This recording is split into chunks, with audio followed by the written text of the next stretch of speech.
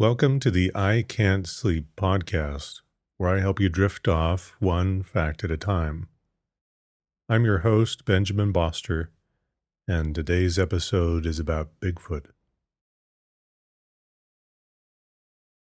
Bigfoot, also commonly referred to as Sasquatch, is a large, hairy, mythical creature said to inhabit forests in North America, particularly in the Pacific Northwest. Bigfoot is featured in both American and Canadian folklore, and since the mid-20th century has become a cultural icon, permeating popular culture and becoming the subject of its own distinct subculture. Enthusiasts of Bigfoot, such as those within the pseudoscience of cryptozoology, have offered various forms of dubious evidence to support Bigfoot's existence, including anecdotal claims of sightings, as well as supposed photographs, video and audio recordings, hair samples, and casts of large footprints. However, the evidence is a combination of folklore, misidentification, and hoax, and the creature is not a living animal. Folklorists trace the phenomenon of Bigfoot to a combination of factors and sources, including the European wild man figure, folk tales, and indigenous cultures. Examples of similar folk tales of wild, hair-covered humanoids exist throughout the world, such as the skunk ape of the southeastern United States, the Almas, Yeren, and Yeti in Asia, the Australian Yowie, and creatures in the mythologies of indigenous people. Wishful thinking, a cultural increase in environmental concerns, and overall societal awareness of the subject have been cited as additional factors. Bigfoot is often described as a large, muscular, and bipedal human or ape-like creature covered in black, dark brown, or dark reddish hair. Anecdotal descriptions estimate a height of roughly 6 to 9 feet, with some descriptions having the creatures standing as tall as 10 to 15 feet. Some alleged observations describe Bigfoot as more human than ape, particularly in the regard to the face. In 1971, multiple people in the Dalles, Oregon filed a police report describing an overgrown ape, and one of the men claimed to have sighted the creature in the scope of his rifle, but could not bring himself to shoot it because it looked more human than animal. Common descriptions include broad shoulders, no visible neck, and long arms, which many skeptics attribute to misidentification of a bear standing upright. Some alleged nighttime sightings have stated the creature's eyes glowed yellow or red. However, eyeshine is not present in humans or any other known great apes, and so proposed explanations for observable eyeshine off of the ground in the forest include owls, raccoons, or opossums perched in foliage. Michael Rugg, the owner of the Bigfoot Discovery Museum, claims to have smelled Bigfoot, stating, "Imagine a skunk that had rolled around in dead animals and had hung around the garbage pits." The enormous footprints for which the creature is named are claimed to be as large as 24 inches long and 8 inches wide. Some footprint casts have also contained claw marks, making it likely that they came from known animals such as bears, which have 5 toes and claws. Ecologist Robert Pyle argues that most cultures have accounts of human-like giants in their folk history, expressing a need for some larger-than-life creature. Each language had its name for the creature featured in the local version of such legends. Many names mean something like wild man or hairy man, although other names described common actions that it was said to perform, such as eating clams or shaking trees. European folklore traditionally had many instances of the wild man of the woods, or wild people, often described as a creature covered in hair with only the face, feet, and hands, and in some cases the knees and elbows remaining bare. These European wild people ranged from human hermits to human-like monsters. Upon migrating to North America, myths of the wild people persisted, with documented sightings of wild people reported in what is now New York State and Pennsylvania. A 2007 paper titled Images of the Wild Man Inside and Outside Europe stated, "To be sure, the modern Sasquatch is largely the product of a European-derived culture, as possibly to an even greater extent in the Australian Yahoo. Accordingly, traces of the European wild man are discernible in both figures. Yet the Sasquatch is partly rooted in Amerindian representations of hairy hominoids, even though the relationship between these, which are often described as small, and the giant Sasquatch of the popular Canadian and American imagination is hardly straightforward." Gregory IV. Many of the indigenous cultures across the North American continent include tales of mysterious hair-covered creatures living in forests. And according to anthropologist David Daegling, these legends existed long before contemporary reports of the creature described as Bigfoot. These stories differed in their details regionally and between families in the same community, and are particularly prevalent in the Pacific Northwest.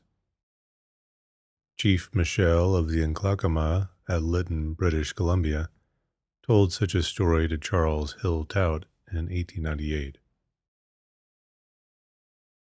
On the Tule River Indian Reservation, petroglyphs created by a tribe of Yokuts at a site called Painted Rock are alleged by Kathy Moskowitz Strain, author of the 2008 book Giants, Cannibals, Monsters, Bigfoot and Native Culture, to depict a group of Bigfoots called the Family. The largest glyph is called Hairy Man, and they are estimated to be 1,000 years old. According to the Tulare County Board of Education in 1975, Bigfoot, the Hairy Man, was a creature that was like a great big giant with long, shaggy hair. His long, shaggy hair made him look like a big animal. He was good in a way, because he ate the animals that might harm people, and Yokut's parents warned their children not to venture near the river at night, where they may encounter the creature. 16th century Spanish explorers and Mexican settlers told tales of the Los Vigilantes Oscuros, or Dark Watchers, large creatures alleged to stalk their camps at night. In the region that is now Mississippi, a Jesuit priest was living with the Natchez in 1721 and reported stories of hairy creatures in the forest known to scream loudly and steal livestock. In 1929, Indian agent and teacher J.W. Burns, who lived and worked with the Stylus Nation, then called the Chehalis First Nation, published a collection of stories titled Introducing BC's Hairy Giants, a collection of strange tales about British Columbia's wild men, as told by those who say they have seen them, in Maclean's magazine. The stories offered various anecdotal reports of wild people, including an encounter a tribal member had with a hairy wild woman who could speak the language of the Douglas First Nation. Burns coined the term Sasquatch, believed to be the anglicized version of Saskets, roughly translating to hairy man in the Halkomelem language.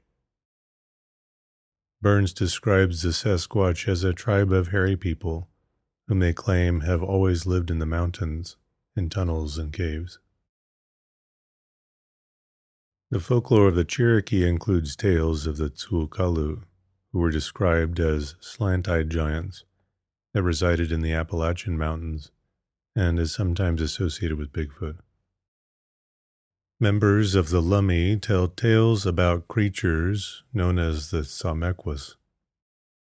The stories are similar to each other in the general descriptions of Samequas, but details differed among various family accounts concerning the creature's diet and activities.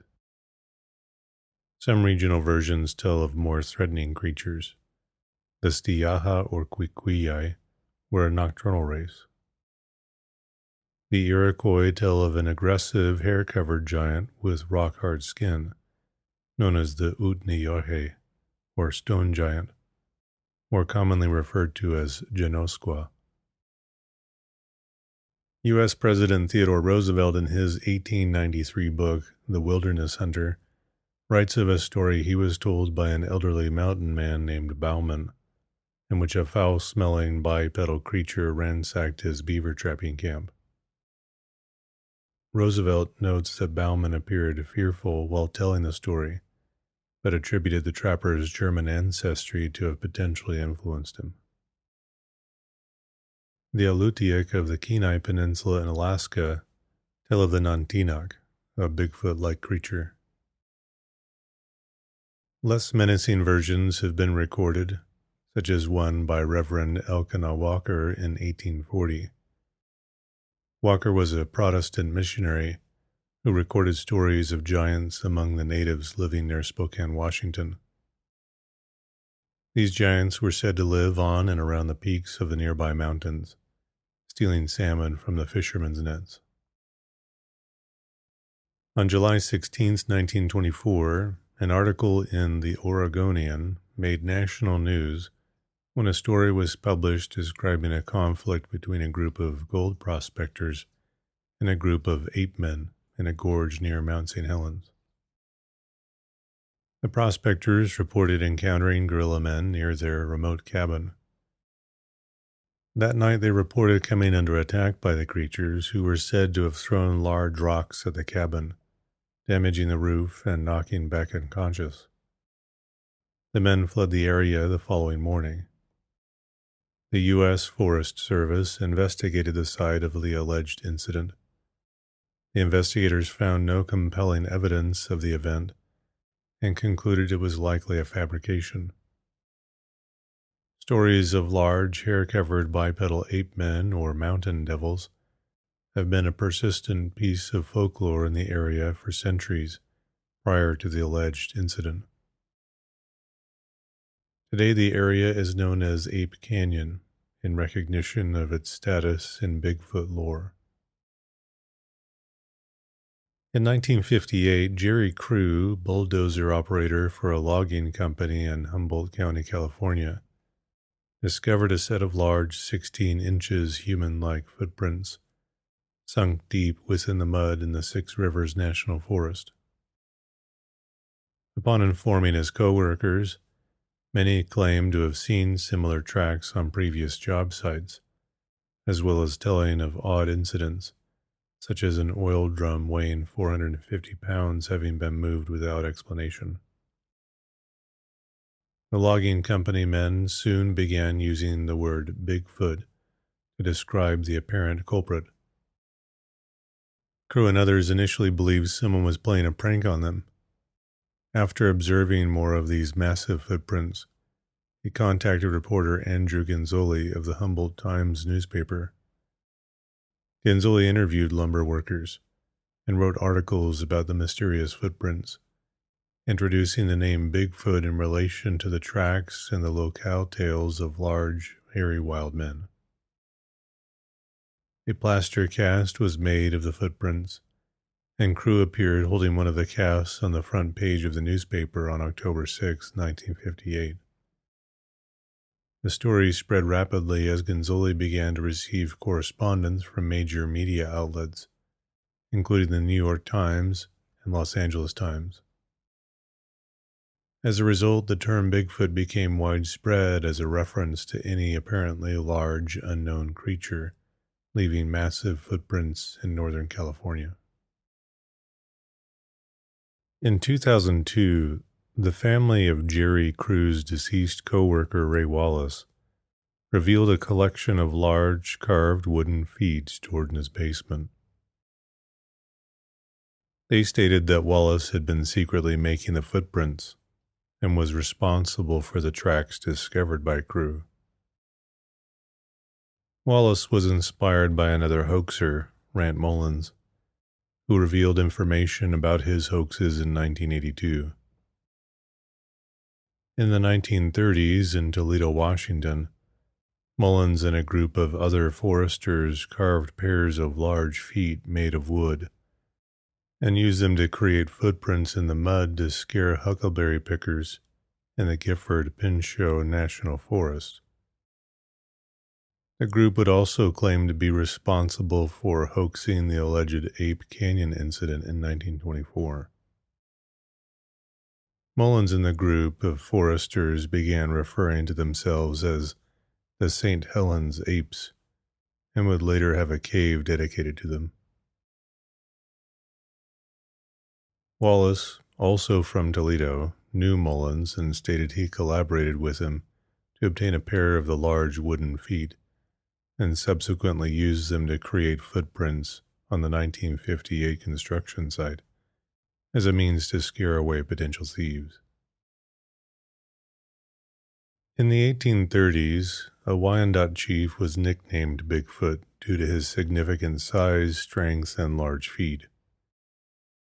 Potawatomi Chief Mamsuk, also known as Chief Bigfoot, is today synonymous with the area of Walworth County, Wisconsin, and has a state park and school named for him.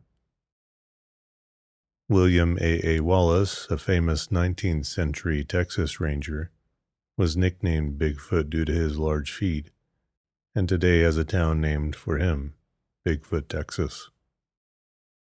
Lakota leader Spotted Elk was also called Chief Bigfoot.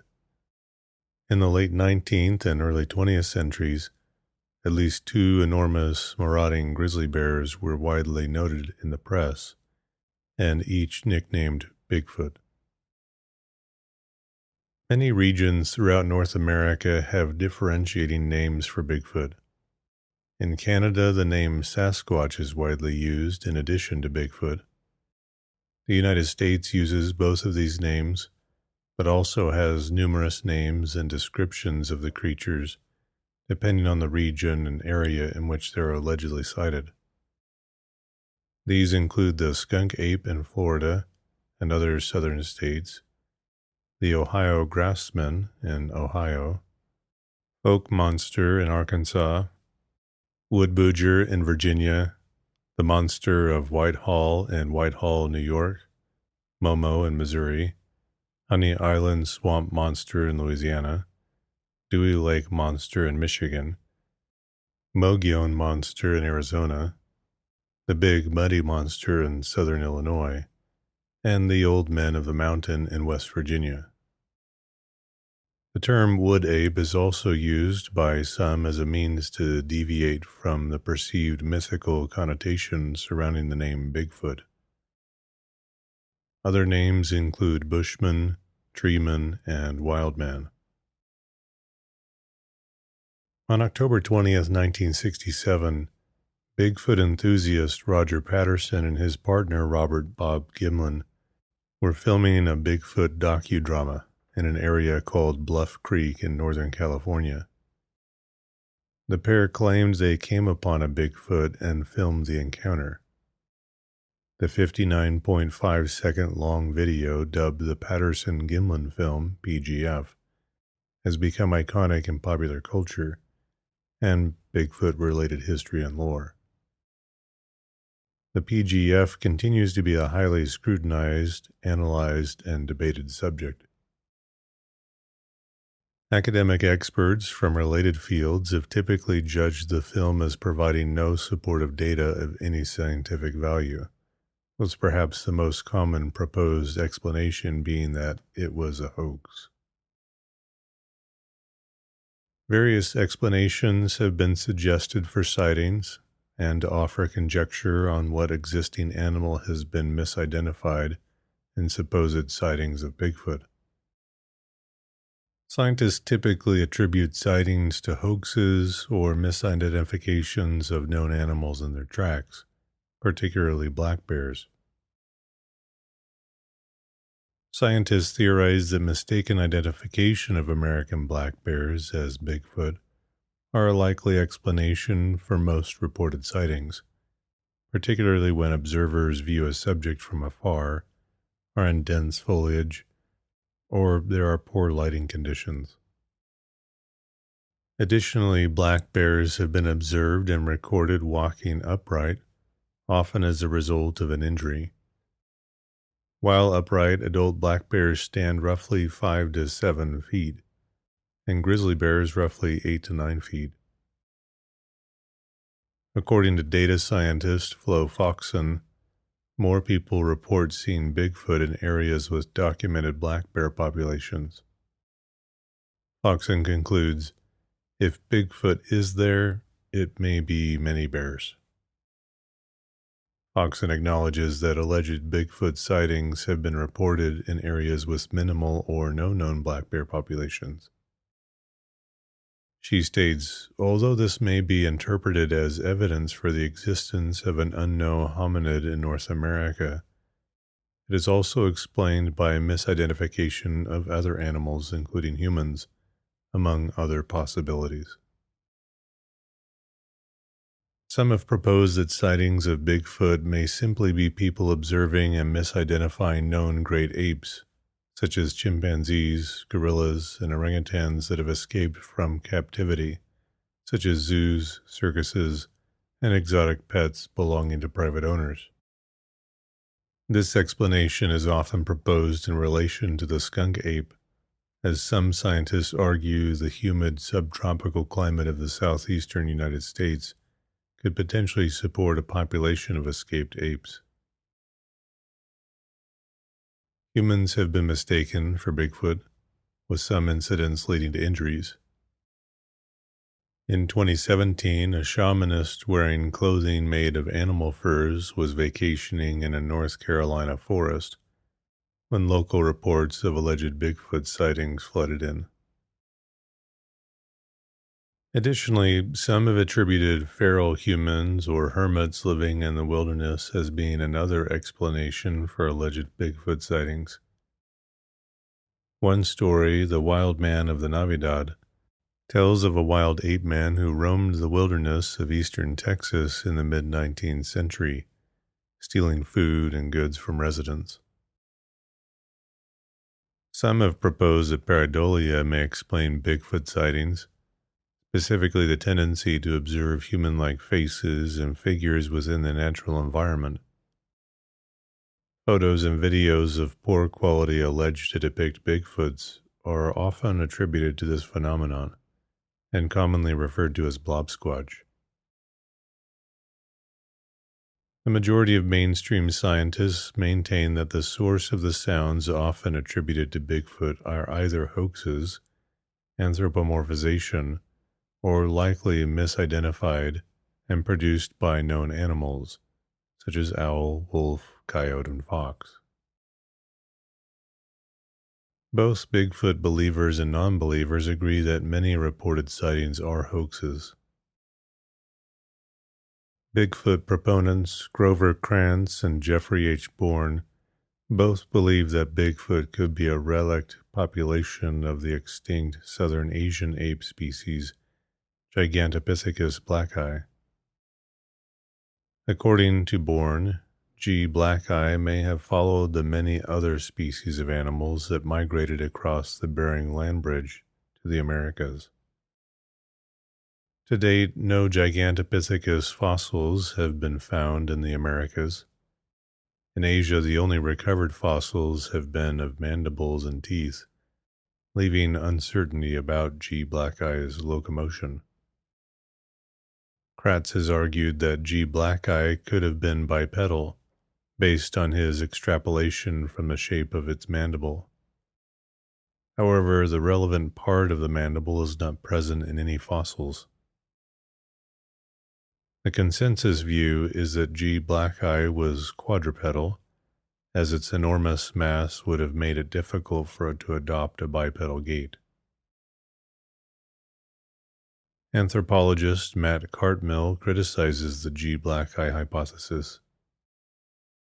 The trouble with this account is that Gigantopithecus was not a hominin, and maybe not even a crown group hominid.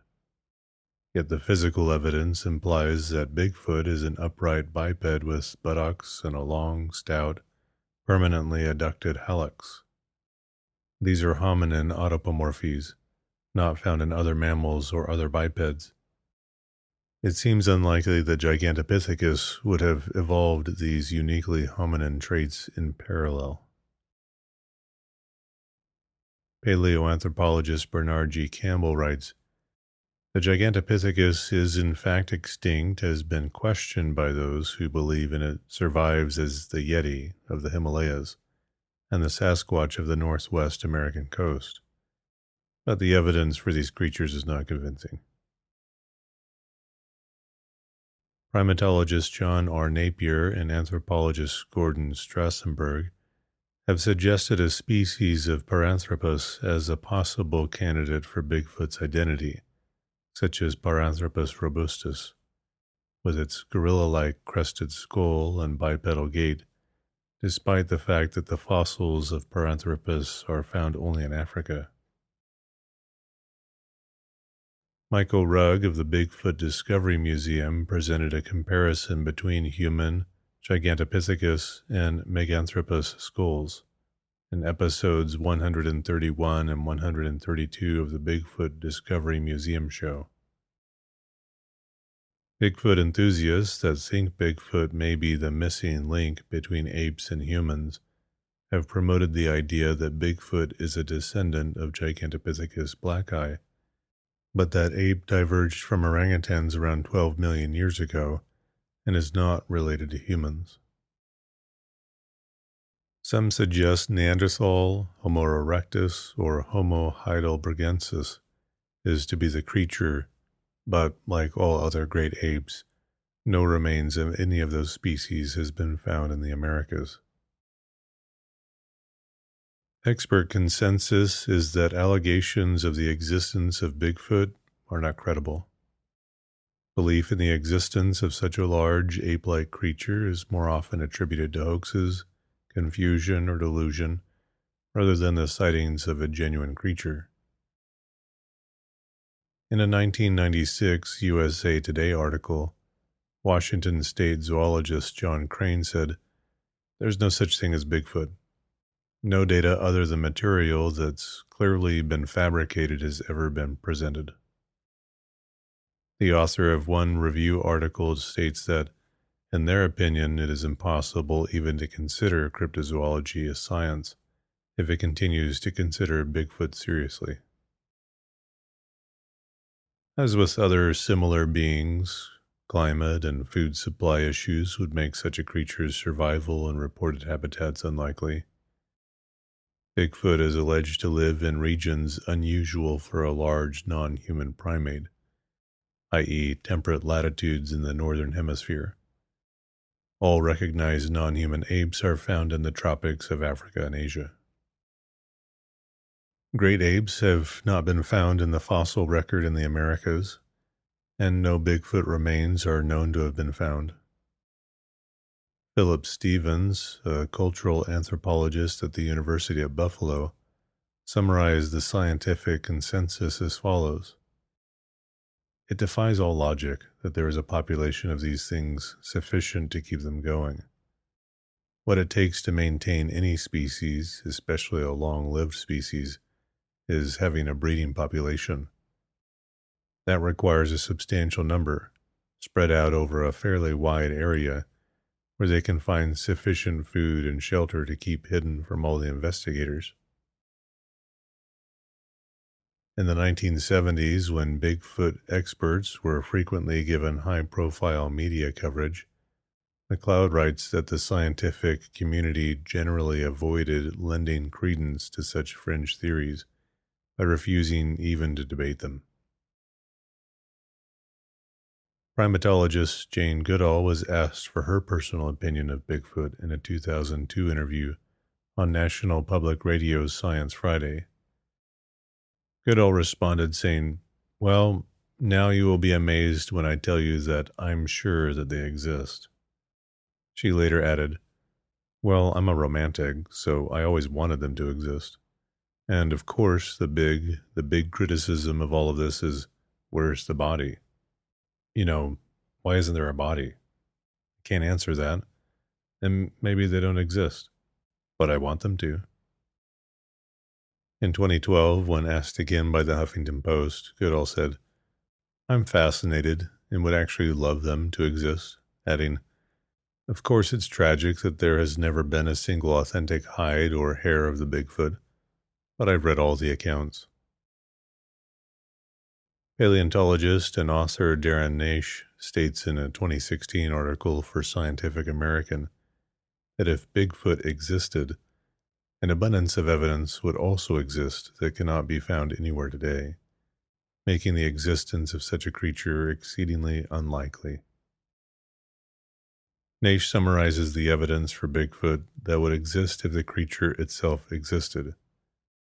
If Bigfoot existed, so would consistent reports of uniform vocalizations throughout North America, as can be identified for any existing large animal in the region, rather than the scattered and widely varied Bigfoot sounds haphazardly reported.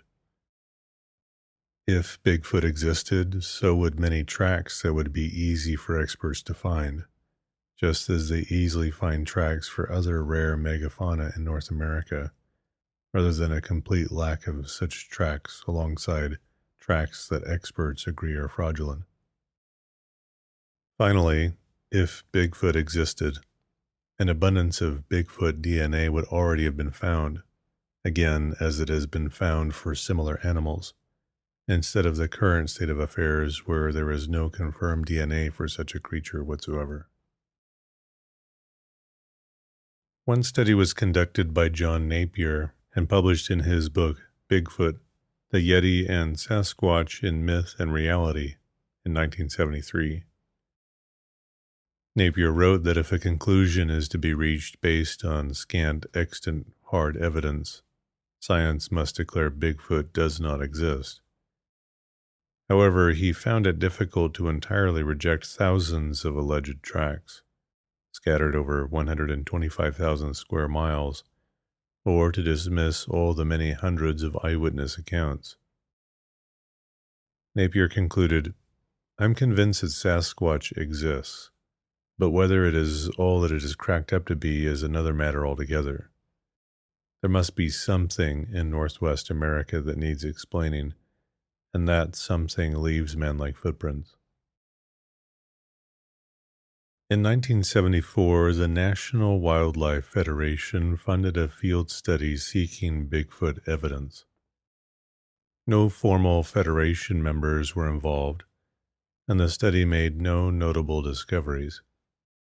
Also in 1974, the now defunct North American Wildlife Research Team constructed a Bigfoot trap in the Rogue River Siskiyou National Forest. It was baited with animal carcasses and captured multiple bears, but no Bigfoot.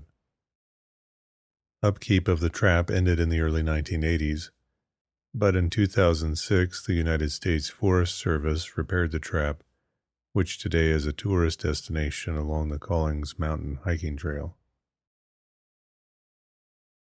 Beginning in the late 1970s, physical anthropologist Grover Krantz published several articles and 4 book-length treatments of Bigfoot. However, his work was found to contain multiple scientific failings, including falling for hoaxes. A study published in the Journal of Biogeography in 2009 by J.D. Lozier et al.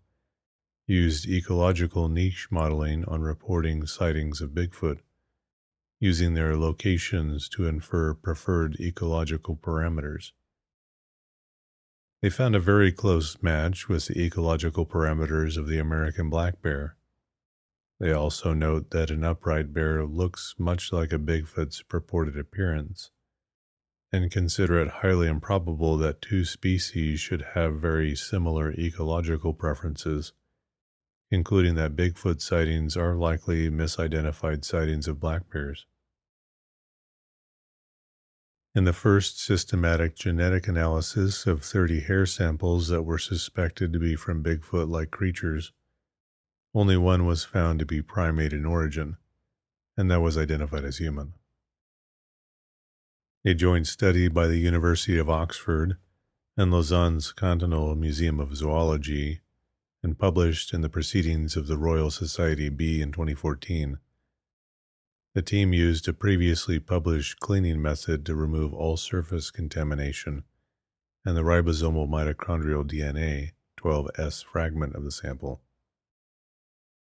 The sample was sequenced and then compared to GenBank to identify the species origin.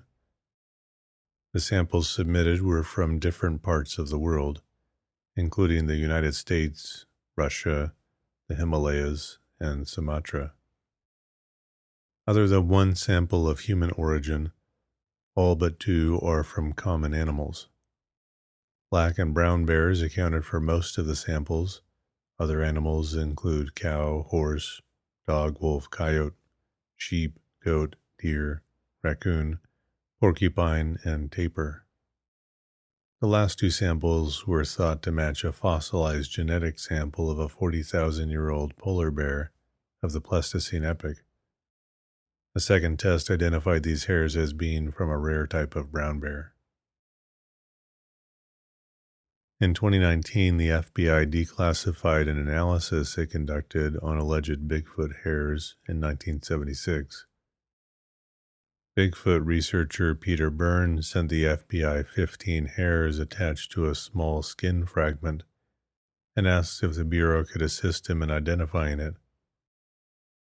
J. Cochran Jr., Assistant Director of the FBI's Scientific and Technical Services Division, responded in 1977 that the hairs were of deer family origin.